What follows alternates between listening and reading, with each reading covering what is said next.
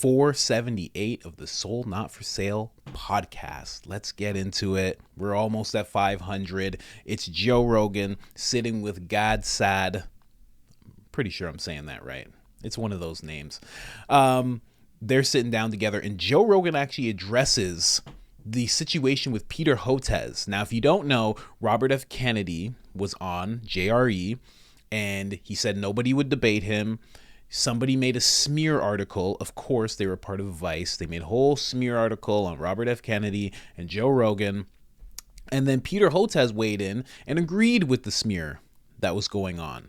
And he also said some other things that were not really favorable to Joe Rogan. And him and Joe Rogan have done 2 podcasts together. So Joe was actually visibly on Twitter. You could see he was pissed. Joe Rogan doesn't usually get in on Twitter beefs and stuff. He went right in and he challenged Peter Hotez to debate Robert F. Kennedy. It's like, if you have a problem with what was said, if you think that you have better things, more science-based things, more evidence, come and debate Robert F. Kennedy. People started donating. It got up to about $2 million for the debate to happen on the JRE, uninterrupted, no time limits. And Peter Hotez, of course, backed away, did not want to have this conversation about, the pandemic, jabs, everything of that nature. The stuff that Robert F. Kennedy is deeply into. And from there, it got real heated between Joe and Peter, and now Joe's actually talking about it. I also have a clip of Robert F. Kennedy addressing it as well, because he addressed it when he was on the Lex Fridman podcast. So let's get into that. But before I do, you know where I'm going to take you. This is IamCoachColin.com, the greatest anti-establishment clothing brand in the world. I'm not going to lie to you, okay? And this is our newest design. It is Public Enemy #1. I'm wearing the hoodie right now. This is the t-shirt. It's beautiful. The cricket connoisseur himself on the shirt. Public Enemy #1. You can get that at IamCoachColin.com. We also have certified pure blood shirts as well. For those of you who survived the biggest psychological experiment in the world, little certificate for you guys there. That is on IamCoachColin.com. And if you want 10% off of any of the purchases that you make, big or small, put in the discount code area, IamCoachColin. All one word, all capital letters, 1 L in the Colin gets you 10% off. No questions asked. And if you're someone who's already purchased something off the site, you are much appreciated. Thank you, thank you, thank you. Now let's get into this clip. I'm going to shrink my screen a little bit. Then you have this. So are you, I noticed, obviously we follow each other on Twitter. You almost never, short of the recent thing you did with Peter Hotez, you almost never weigh in on anything. Was that sort of a conscious thing for you to step back? Yeah, well, with that one, it was like, okay, this is crazy. This episode is true class training or rhyme. This episode is brought to you by AG1 of vitamins. Prangia. You get a free on one. This is crazy. You're saying that he made some crazy tweet about neo-fascist leanings. Yeah, I saw that. Like, what are you talking about? Like, with Robert Kennedy Jr., with me, I'm like, this is dangerous. Like, what you're saying is totally untrue. Yeah. You know it's untrue, and you're willing to just say it because the more you can discredit someone who's in opposition to some of your ideas, the more you can somehow or another, in your weird game of checkers you're playing, like, elevate yourself. But you don't think people know what you're doing? Like, that's like the most clear neo-fascist. Like, what the fuck are you saying? Did you feel more angry at the fact that you had already had a conversation with him, and so there was some kind of personal connection between you two? I understand he's not your best friend. For sure. I've had him on at least, was he on twice?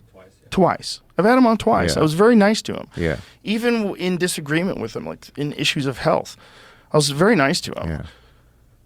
But you can't just say stuff like that. And, it's like, I just wanted to say, like, have a debate with the guy. Yeah. Like, have a debate with the guy. So what ended up happening? I think it got up to like $2 million. He's not going to do it. Okay. He won't do it.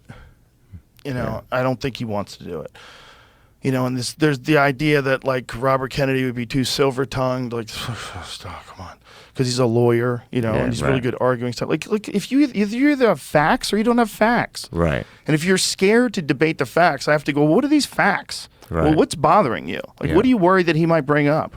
I mean, like, what are we saying? It could be the case. So, for example, I've been often asked, why don't you debate creationists about evolution? And I take the position there of Richard Dawkins, which is it's not that I'm too haughty to debate anyone. It's that there's almost no chance that I could present any evidence that would cause you to alter your position. Yeah. So it's really a losing proposition. So could it be that Peter Hotez is coming from that perspective? It could, but you know what I would say to that? Even in your case, it is preposterous for someone to not believe that at least there's a process of evolution at this stage of it's kind of crazy because there's evidence of things that are happening where things are adapting to their environment right now that we've tracked. Yeah, exactly. Like, you know, there's a little antelope in the Congo that swims underwater and eats fish. The reason I'm stopping the clip here, it's a little shorter than usual, is because they just start talking about animals and evolution, and they veer away from the whole Peter Hotez conversation. And I think that was done purposely because, like I said before, Joe is visibly pissed off about what Peter Hotez said and about that article and the fact that Peter agreed with it and then called him a neo-fascist based on his alliance, which is more of a friendship, with Robert F. Kennedy and Elon Musk. He said this whole thing with Elon, Robert F. Kennedy, and Joe is like neo-fascist, which is wild. It's always the people on the side of fascism that will brand other people as fascists. Just like the left today, you know, they clearly are focused on race all too much and then will call other people racist when they're the ones that are solely focused on race. It's a funny little tactic that they have. But I got another clip when it comes to this whole thing. Robert F. Kennedy as well. He's going to be talking about this really quickly, but it's interesting what happened with Peter Hotez. Now, I wouldn't want to debate Robert F. Kennedy either. I don't know about you. He seems very on the ball. He's been looking into this for years. For years, he's been focused on health and the environment.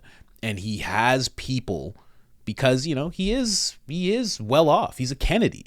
He has a team of people who are always bringing up research, looking into things. That's why he cites so much science when he does any type of debate, when he even has a regular conversation. He's been at this for years, decades.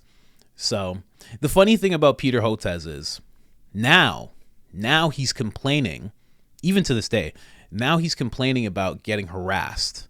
He's getting harassed by all these anti-people.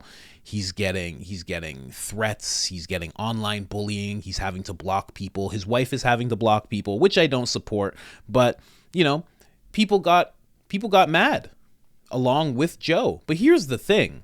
None of that would have happened if he didn't agree with the smear article with somebody who you can consider a colleague. He sat down with Joe Rogan for almost 6 hours of content, and then to just agree with what this smear article says is crazy. And not just agree with it, but call Joe Rogan awful, call him neo-fascist, and then you think there's going to be no backlash because of that. If he just was quiet about it and just didn't say anything. Now, of course, freedom of speech, say what you want, but also be prepared. I mean, you're on Twitter talking shit.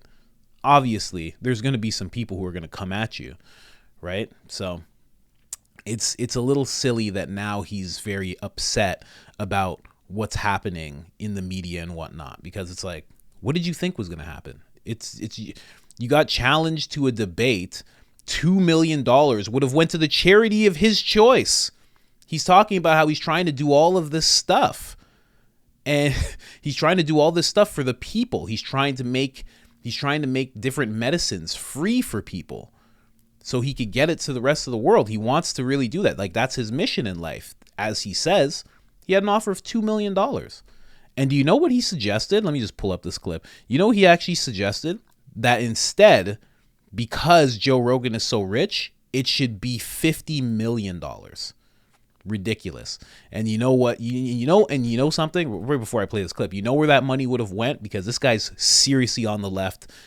People use the term controlled opposition. This is controlled opposition. This is a guy who is controlled. This is a guy who's a puppet. I mean, when you look at the guy, he looks like a ventriloquist dummy. He looks like that. He is saying whatever he is told to say, bar none. Every single time. Watch any interview with him. He does not seem like he knows much, and he seems like he just has the moniker of doctor, and he just uses that to push public opinion every chance he gets. Sorry, getting a little upset. Let's go. Let's get into this clip. How much attention and how much funding it garnered, the debate between you and Peter Hotez. Why do you think Peter rejected the offer?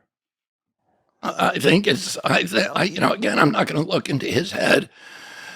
But what I will say is if you're a scientist and you're making public recommendations based upon what you say is evidence-based science, you ought to be able to defend that.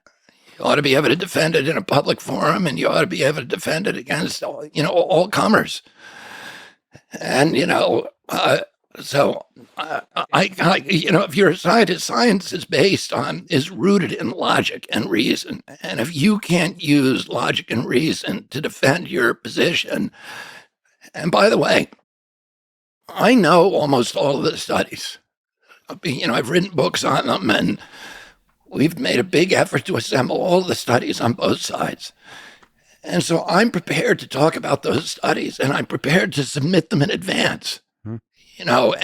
For each of the points. And by the way, I've done that with Peter Hotez.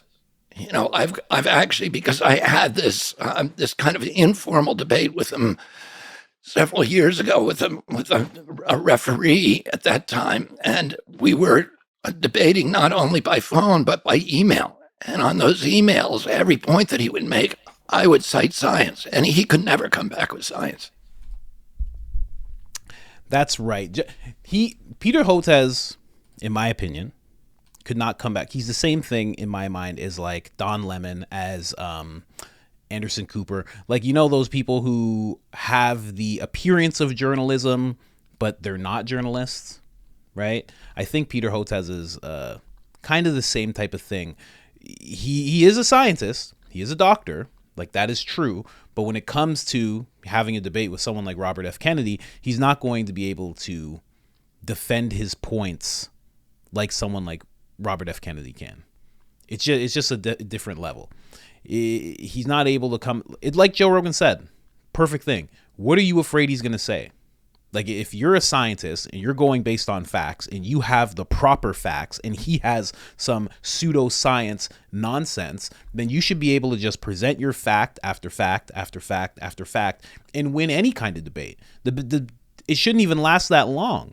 But the fact that they've already done this before shows why Peter Hotez rejected this offer. It's a funny thing. I can't talk about it the way I want to because it's about the pandemic and everything. But I just think that guy is just one of those people who's just completely controlled. Like the way Bill Nye has become, Bill Nye, the science guy. You see how he's become over time? You should go, if you haven't seen some of his content in a while, you should go look at some of his content. He's just become, again, one of those speaker boxes. Whatever the narrative is, he's screaming it in front of people and shaming people who don't believe exactly what like the narrative is. Someone who also is like that is like Neil deGrasse Tyson. See Neil deGrasse Tyson. It's terrible to see what's happened with Neil deGrasse Tyson. Horrible. I think Peter Hotez falls in line with those type of guys. It's almost like they're characters of what they used to be or of what they should be. Bill Nye the science guy, we've always thought of him as a scientist, and now it's like he's nothing of the sort. Neil deGrasse Tyson was a guy that was focused on astrophysics and space and the cosmos, and now all of a sudden he's this mouthpiece for medicine. Peter Hotez seems like a scientist, talks like a scientist, has written books, gotten awards, but again, just became a mouthpiece. Just became I'm trying to think of the thing, a megaphone. They become a megaphone for the establishment.